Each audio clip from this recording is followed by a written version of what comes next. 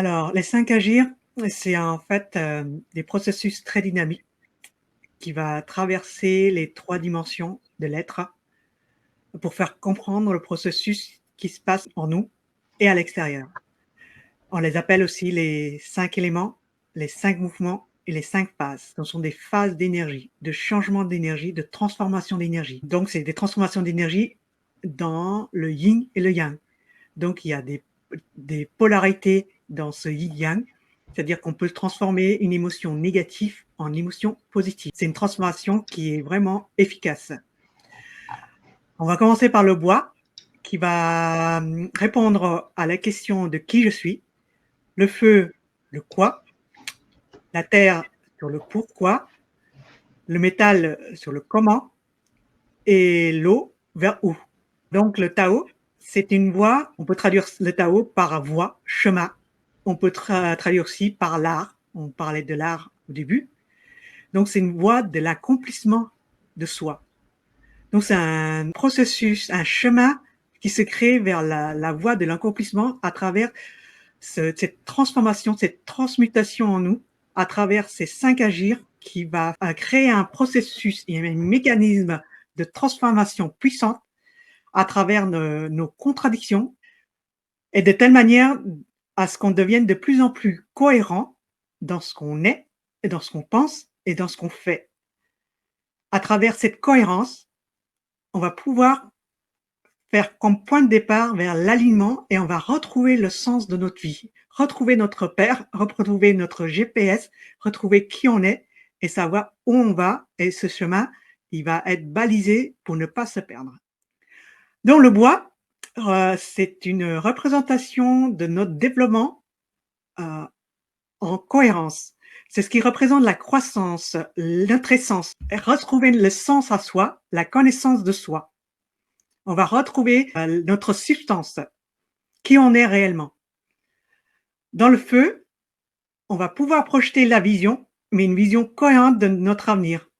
Vers quoi on va chercher, qu'est-ce qu'on va chercher, quels sont nos blocages. Le feu va mettre en lumière ces blocages, va mettre en lumière nos potentiels, toutes nos contradictions aussi. Durant le feu, vous allez apprendre aussi à voir plus de réjouissance, plus de joie, plus d'enthousiasme dans ce que vous allez faire. Le feu, c'est la vie, c'est une lumière en soi, c'est l'éveil, c'est le processus où il y a une illumination, comme dans la lumière aide à voir dans les ténèbres. Donc la terre va vous permettre de construire en cohérence, de construire, de trouver l'ancrage, un centrage, de trouver en fait de la durabilité, de construire des fondations solides sur lesquelles vous allez pouvoir tenir surtout sur la durée. Face à des contraintes extérieures, vous poussez retrouver votre stabilité, votre équilibre. Et dans le métal, il vous invite à vous structurer, de trouver des stratégies de comportement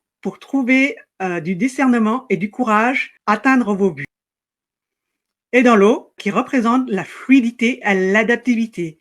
Après toutes les constructions qu'on a fait, qu'on a mis en place, la connaissance de soi, il est nécessaire maintenant d'agir et de s'adapter avec fluidité face au changement, surtout en ce moment.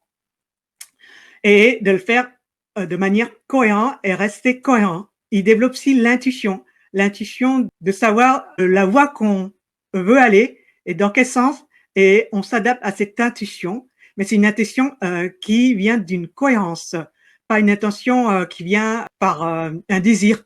Parce qu'on arrive progressivement à enlever les couches de notre être, qui lève le voile de brume qui nous cache.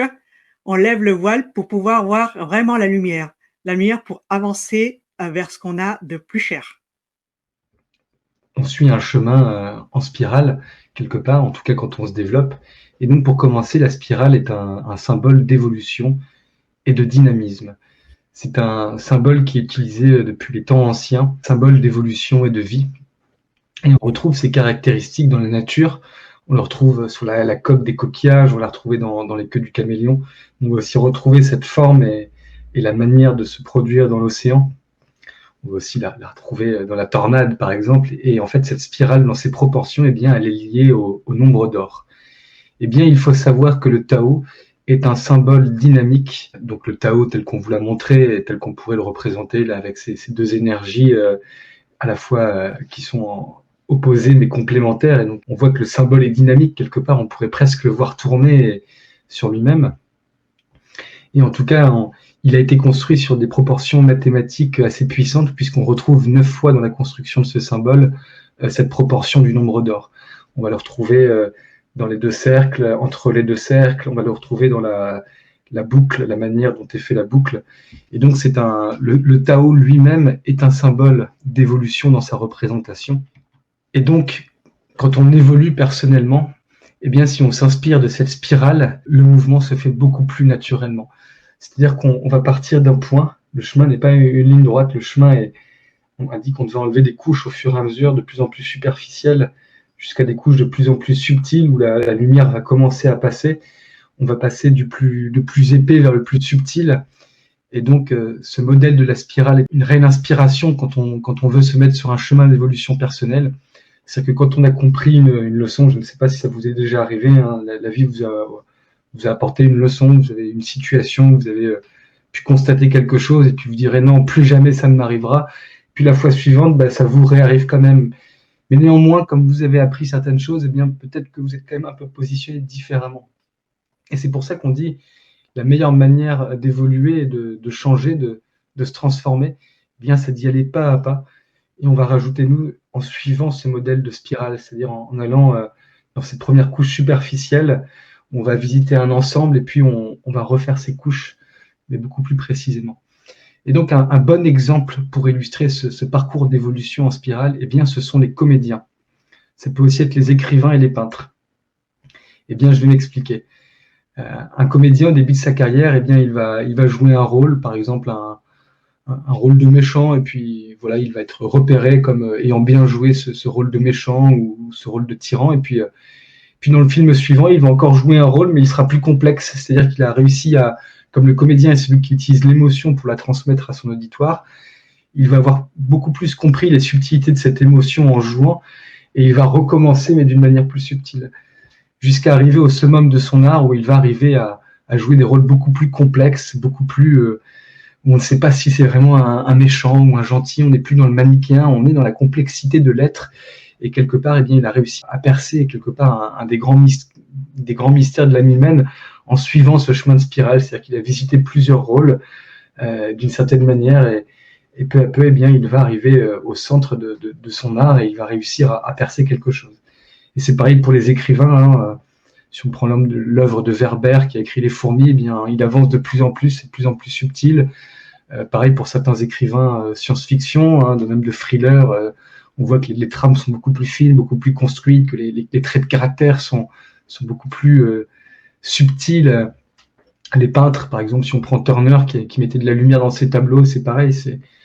Au début, c'est la lumière, de l'ombre, et puis après, c'est beaucoup plus diffus, c'est beaucoup plus subtil. Il a compris quelque chose, il l'a percé, et donc on pourrait dire que toutes ces œuvres ont un dénominateur, et bien c'est que ces artistes ont évolué un peu comme sur une spirale, et qui sont allés d'une manière superficielle vers les choses les plus essentielles, et donc ils sont quelque part réussi à atteindre une espèce de centre.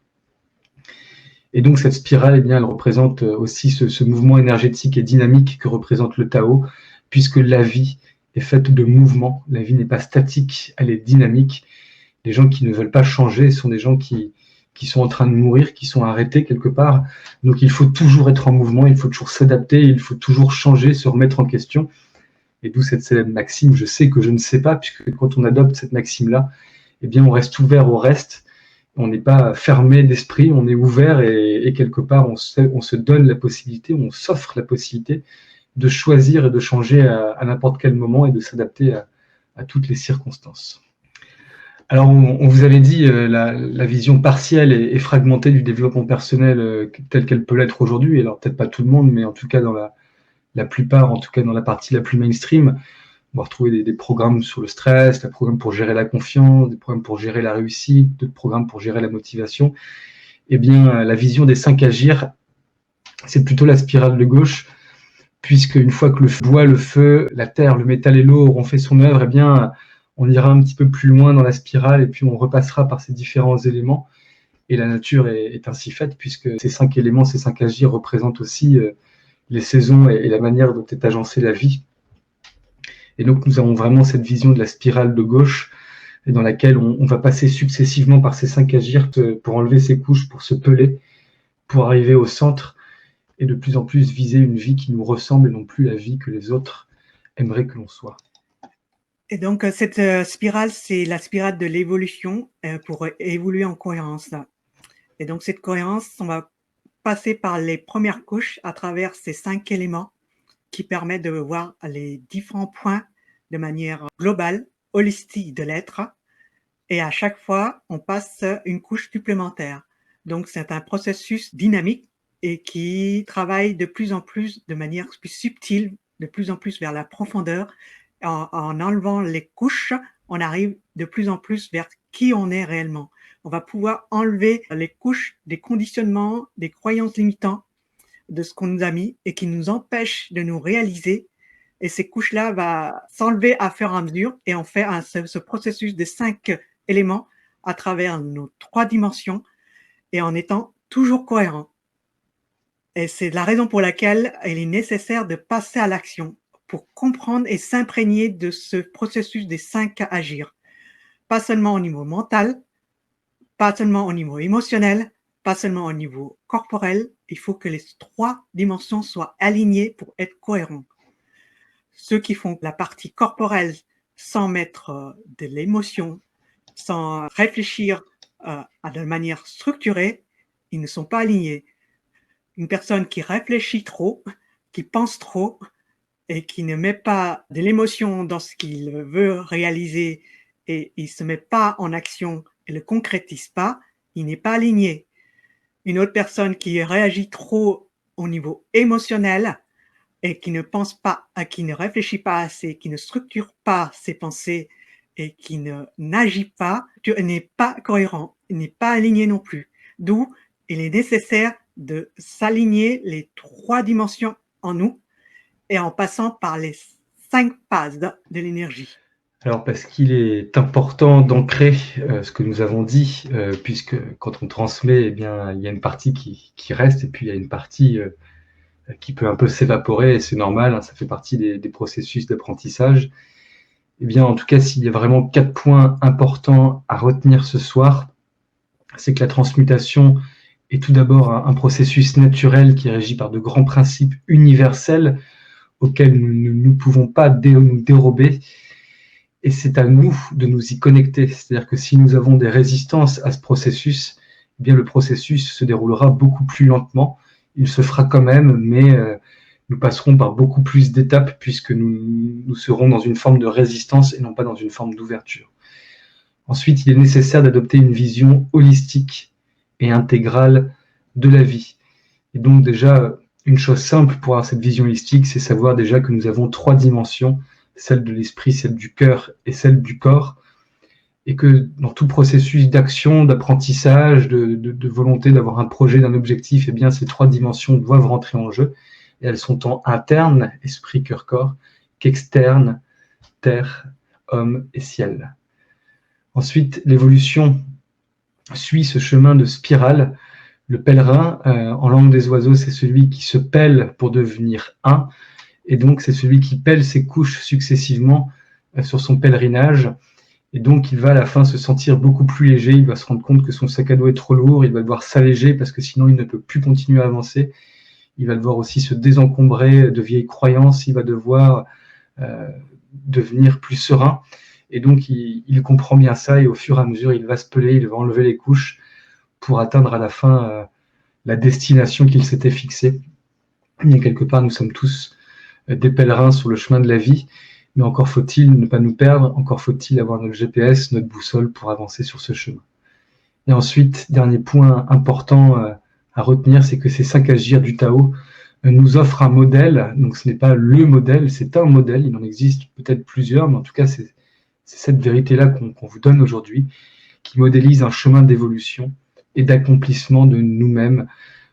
Et ce chemin est très important, c'est vraiment une notion importante à nos yeux, puisque s'il n'y a pas de chemin, quelque part, on ne sait pas où on va, on peut être perdu, on peut être confus, on peut avoir une perte de sens.